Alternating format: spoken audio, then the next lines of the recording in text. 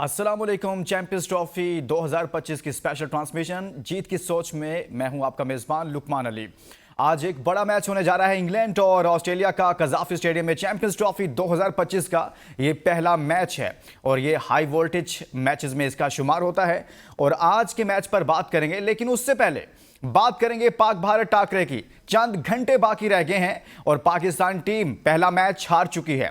उसके बाद पाकिस्तान टीम की तैयारियां कैसी हैं, क्या पाकिस्तान टीम में कोई तब्दीली की जा रही है, और इसके साथ साथ कल पाकिस्तान टीम ने किसी नजर आई है, इसके बुझे बुझे नजर आने के पीछे क्या है, इस पर बात करेंगे कि टीम मैनेजमेंट और टीम में मसाइल हैं, कैप्टन या फिर टीम के दरमियान मसाइल हैं, कोई मामला तो है जिसकी वजह से न्यूजीलैंड से मैच हारने के बाद इस तरह का माहौल देखने को मिला। यानी कि वो जो एक जोश होता है, वो एक्साइटमेंट जो ट्रेनिंग सेशन में अक्सर नजर आती है, वो कुछ सहाफी दोस्तों ने रिपोर्ट किया कि वो नजर नहीं आ रहा। इसके पीछे क्या है, हमारा जबरदस्त पैनल होगा और हम जानेंगे कि क्यों ऐसा चल रहा है पाकिस्तान टीम के अंदर और इसके पीछे क्या है, क्या लॉजिक है। साथ में इस मैच को सामने रखते हुए, पाक भारत टाकरे को सामने रखते हुए एक मुमकिना प्लेइंग 11 आपके सामने रखेंगे, जिन नामों पर गौर किया जा रहा है, जो अब तक भारत से मैच को लेकर जो तब्दीलियां की जा रही हैं वो आपके सामने रखते हैं। जो प्लेइंग 11 सामने आ रही है, फखर जमान आपको पता है कि टूर्नामेंट से आउट हो चुके हैं,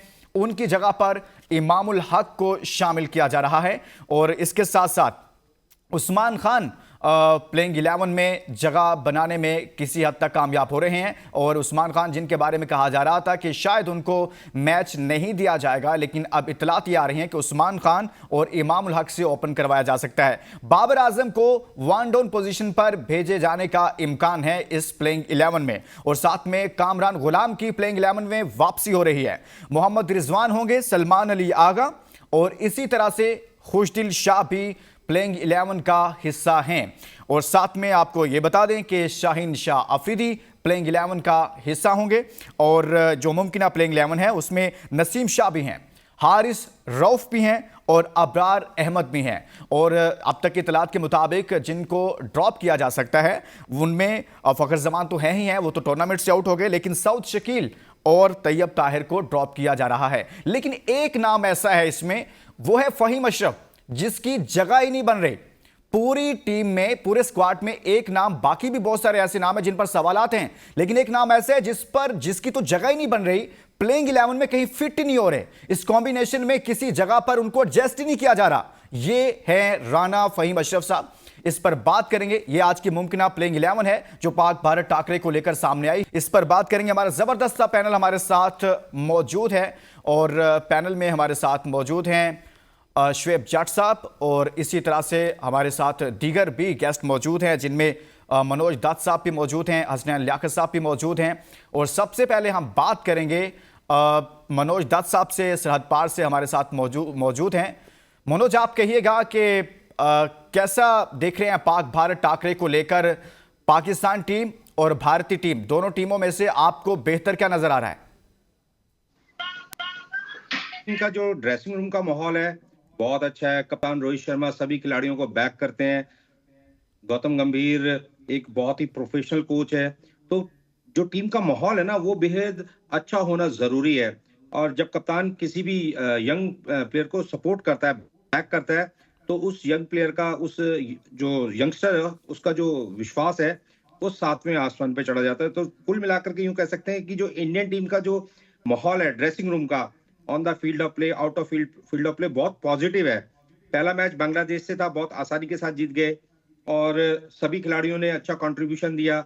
लेकिन यहाँ पर पाकिस्तान के विरुद्ध जो एफर्ट है वो 100% नहीं 1000% चाहिए। पाकिस्तान को दुबई जैसी पिचेस के ऊपर हराना इतना आसान नहीं है, फ्लैट पिचेस हैं। कंडीशंस हालांकि इंडियंस प्लेयर्स के भी फेवर में है, लेकिन कहीं ना कहीं पाकिस्तान पहला मैच हार गई है, इसलिए पाकिस्तान की टीम पलटवार करने के लिए जानी जाती है। इसलिए थोड़ा सा इंडियन प्लेयर्स को सजग होकर के खेलने की जरूरत है। हालांकि हमारी टीम अच्छा खेल रही है, पहले मैच में सभी खिलाड़ियों ने क्लिक किया है, लेकिन कहीं ना कहीं जब भी आप इंटरनेशनल मैचेस में खेलते हैं तो आप राहत की सांस नहीं ले सकते। आप बड़ी टीमों के अगेंस्ट खेल रहे हैं, आपको अच्छी क्रिकेट खेलनी है, नॉर्मल क्रिकेट खेलनी है, और निर्णायक मौके होते हैं जहां पर मैच का रिजल्ट डिसाइड होता है, वहां पे कम से कम गलतियां करनी है, तभी आप बड़ी टीम को हरा सकते हैं। कुल मिलाकर के इंडियन टीम बहुत अच्छा खेल रही है। रोहित शर्मा के नेतृत्व में सभी खिलाड़ियों ने अच्छी परफॉर्मेंस दी है तो मुझे ऐसा लगता है कि एक अच्छा मैच देखने को मिलेगा। सही हो गया, अच्छा मैच देखने को मिलेगा। मनोज इस हवाले से कह रहे हैं कि दुबई में पाकिस्तान को हराना इतना आसान नहीं हो सकता है। शुएब जाट साहब, अहम चीज यह है कि वो तो कह रहे हैं मनोज साहब के उनके ड्रेसिंग रूम का माहौल बहुत अच्छा है, इंडियन ड्रेसिंग रूम की खासतौर पर उन्होंने बात की है। लेकिन जो कल ट्रेनिंग सेशन हुआ है, बहुत सारे लोगों ने इस पर सवाल उठाया कि कुछ ना कुछ चल रहा है टीम में, और वो टीम उस तरह से नजर नहीं आई, बुझी बुझी सी नजर आई है ट्रेनिंग सेशन में। सर, क्या चल रहा है पाकिस्तान टीम में? कप्तान और टीम में चल रहा है या कप्तान और मैनेजमेंट में मामला चल रहे हैं? क्या हो रहा है टीम के अंदर? मुझे नहीं पता, जिन सहाफियों ने ये रिपोर्ट किया है कि पाकिस्तान टीम बुझी बुझी नजर आई है, उनके ट्रेनिंग सेशन में कुछ कमियां थी या क्या था, उनके पास कौन सा वो मीटर था जिसपे उन्होंने लगा के चेक किया है कि बिजली जो है वो पूरी आ रही है नहीं आ रही, 220 वोल्ट आ रहे हैं या इससे कम आ रहे हैं। आई डोंट नो किस तरह की जो है ना रिपोर्टिंग करते हैं। फैक्चुअल रिपोर्टिंग करें लोग। जिस तरीके से मुझे याद है कि मैं इंग्लैंड में मौजूद था, 2019 का वर्ल्ड कप था, तो पाकिस्तान को तेज स्कोर बनाने थे, ज्यादा रन बनाने थे, कोई बड़े मार्जिन से बांग्लादेश को गालिबन हराना था, तो पाकिस्तान ने उस सेशन में छक्कों की प्रैक्टिस ही नहीं की थी। तो एक लॉजिक बनती है कि आप बताते हैं कि जी ये तैयारी ऐसे हो रही है। अब बुझा बुझा नजर आना, ये कुछ समझ नहीं आती कि ये कैसे है, कोई कैसे किसी का अंदाजा लगा सकता है। फैक्चुअल बात हमें करनी चाहिए, ठीक है ना। हमें फैक्चुअल बात करनी चाहिए कि क्या पाकिस्तान टीम कैपेबल है। तो इसका एक जवाब है, पाकिस्तान टीम कैपेबल नहीं है। इंडिया की इस टाइम पोजीशन वही है कि एक अमीर बाप का बेटा जो होता है ना, वो अपने बाप की दौलत की वजह से, अपने बाप की ताकत की वजह से, अपने बाप के असर और रसूख की वजह से बड़ा घमंडी हो जाता है। और उसकी जो है ना वो चाल ढाल में, उसके बर्ताव में, उसके बिहेवियर में एक बहुत जमीन आसमान का फर्क नजर आता है, एक कमजोर बाप के बेटे में और एक अमीर बाप के बेटे में। आप कह रहे हैं कि दोनों टीमों में जमीन आसमान का फर्क है, ये आप मिसाल पाकिस्तान भारत के लिए दे रहे हैं। शुएब, आपसे ही कंटिन्यू करूंगा, लेकिन एक ब्रेक के लिए कहा जा रहा है, और ब्रेक वापस आएंगे तो मजीद बात करेंगे कि पाकिस्तान टीम की तैयारियां कैसी हैं, चल क्या रहा है।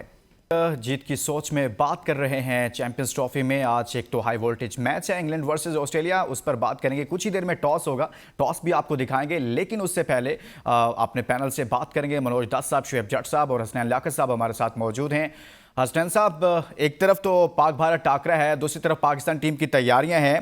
सुनील गावस्कर बोले हैं, कहते हैं कि भारत मुकम्मल फेवरेट नहीं है पाकिस्तान के खिलाफ मैच में। आप क्या कहेंगे, कौन ज्यादा फेवरेट है? देखिए, जिस तरह अभी मनोज साहब बात कर रहे थे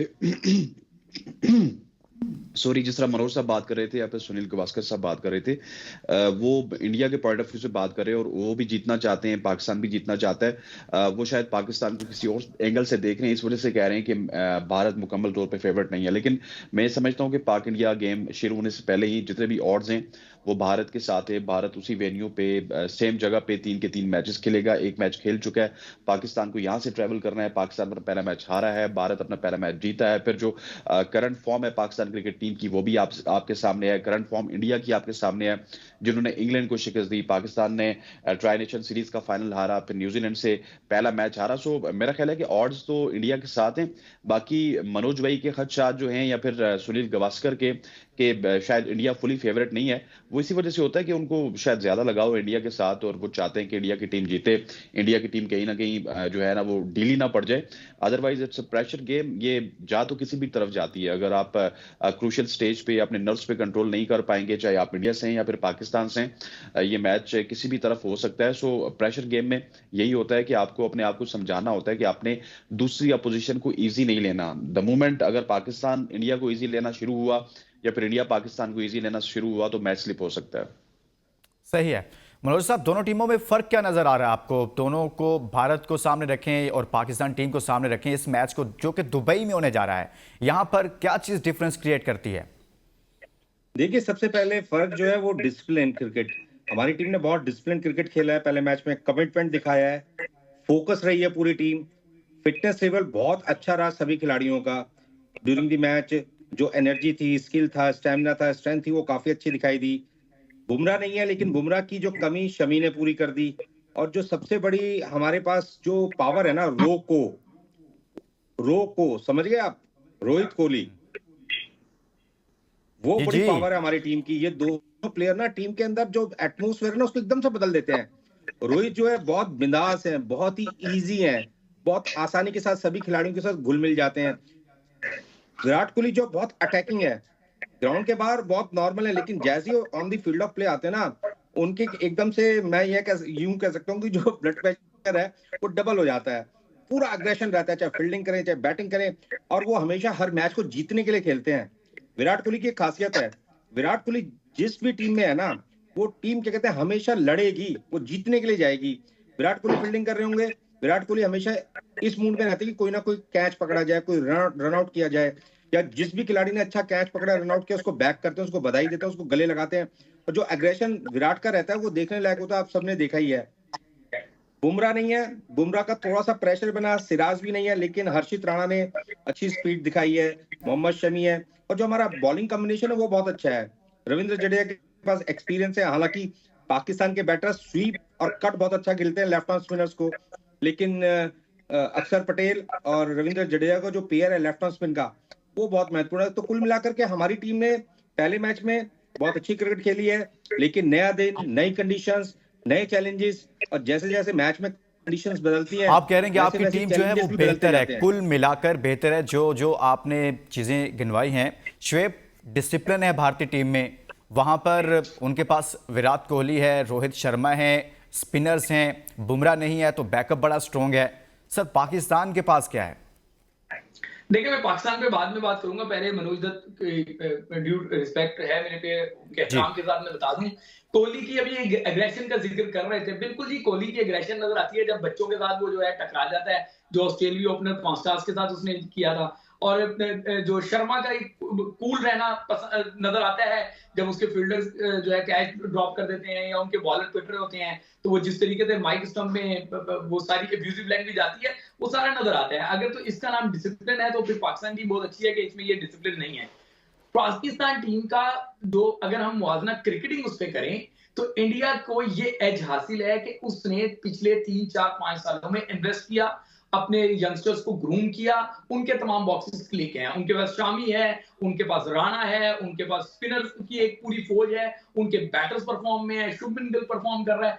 हमारा प्रॉब्लम ये है कि अभी जो आप कहते हैं कि पाकिस्तान टीम बुझी नजर आ रही है ट्रेनिंग सेशन में, ट्रेनिंग सेशन में नहीं, जब भी वो रॉब के अंदर आती है तो उसका फ्यूज ही उड़ जाता है। बुझना तो ये होता है ना कि एक उम्मीद होती है कि शायद रोशनी आ जाए। पाकिस्तान टीम का तो वो जो पावर बैटरी होती है वो फ्यूज हो चुकी है, और अनफॉर्चुनेटली ये वजह है कि हम जाहिर हम घर के अंदर रहते हैं, हम पाकिस्तान की टीम के अंदर की खबरों को जानते हैं, ड्रेसिंग रूम के माहौल को जानते हैं, तो पाकिस्तान की बॉडी लैंग्वेज, पाकिस्तान के अंदर से जो खबरें आ रही हैं ड्रेसिंग रूम से, उससे तो ये पता चल रहा है कि टीम में डर और खौफ का माहौल है। आप देखें, आज मूडी पाक को मुदस्सिर नजर जी ने कहते हैं, सही है श्वेब, अभी टॉस हो रहा है, टॉस देखते हैं इंग्लैंड का और उसके बाद इस पर मजीद बात करते हैं।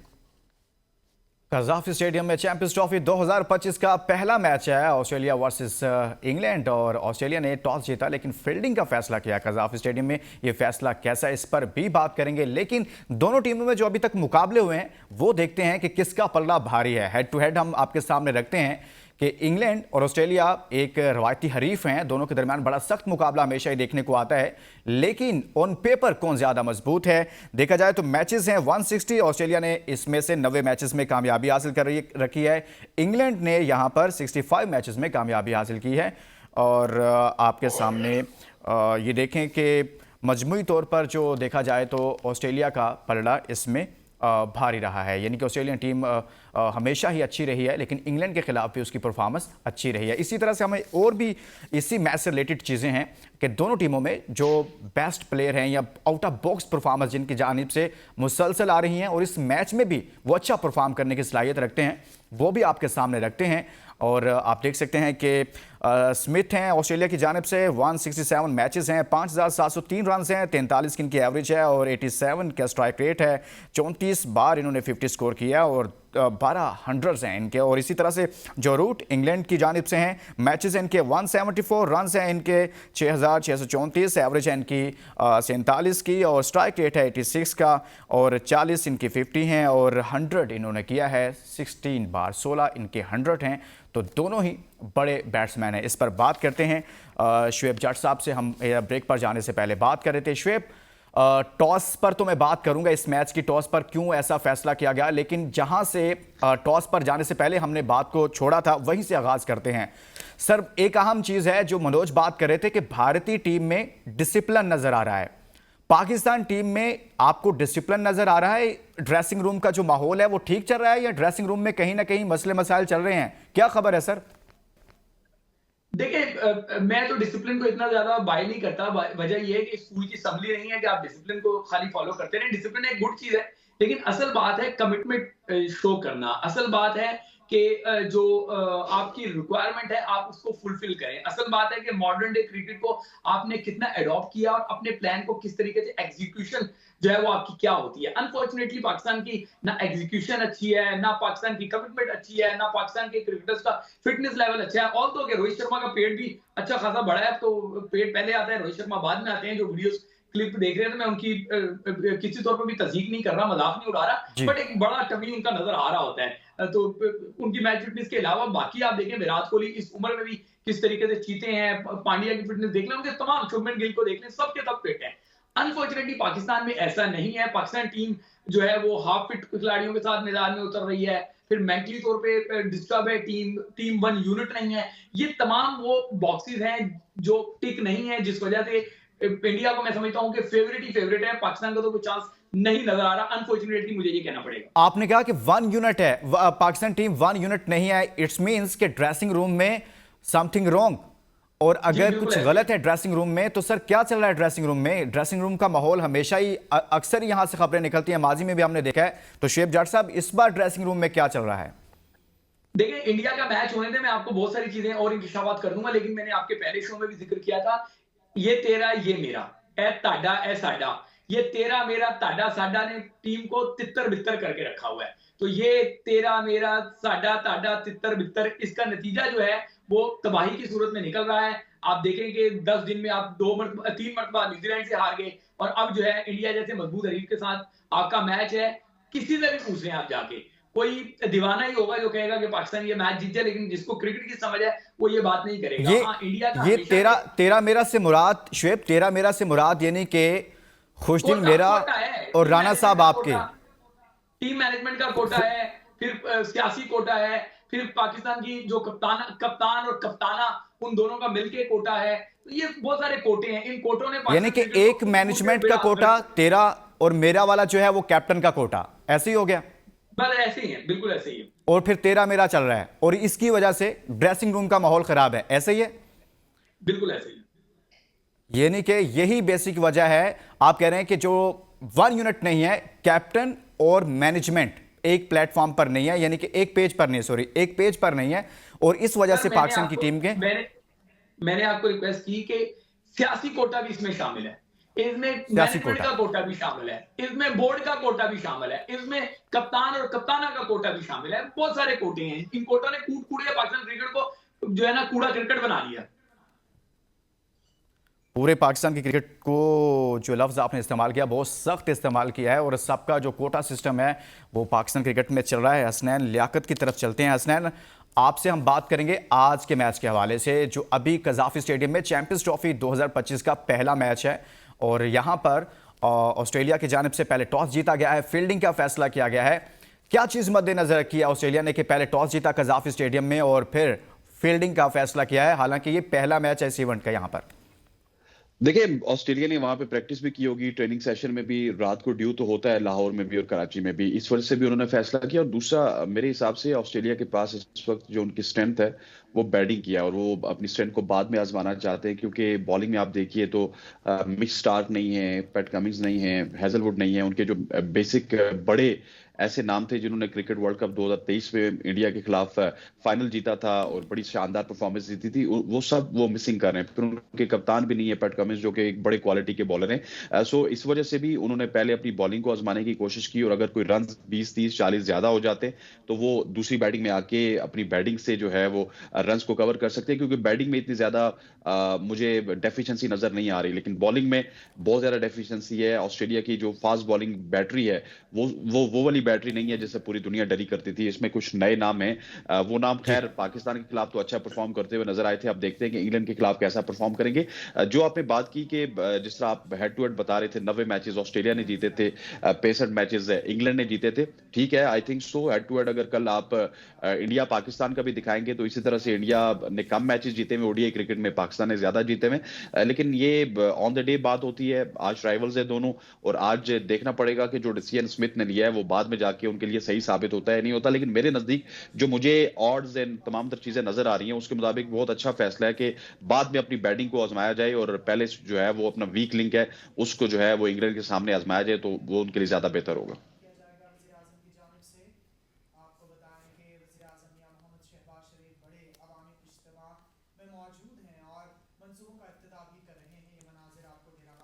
मनोज, आज के मैच में टॉस जीतकर पहले जो फैसला किया गया है, इस हवाले से आप क्या राय रखते हैं कि क्यों ऐसा फैसला किया गया?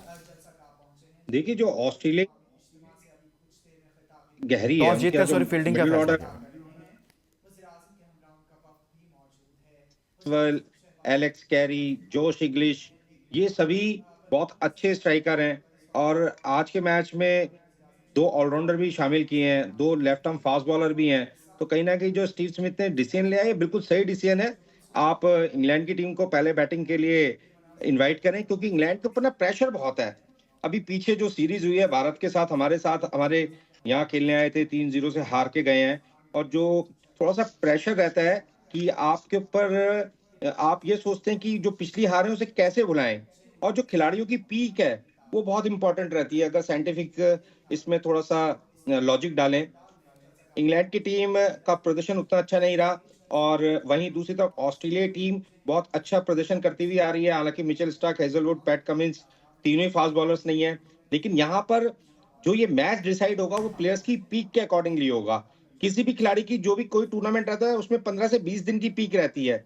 और अगर बैटिंग साइड पीक पर है तो वो बॉलिंग के ऊपर प्रेशर कम आ जाता है, और अगर बॉलिंग साइड पीक पर है तो बैटिंग साइड के ऊपर प्रेशर कम रहता है। तो यहाँ पर ये दोनों टीमों का ये देखना होगा कि कौन से खिलाड़ी क्लिक्स करते हैं।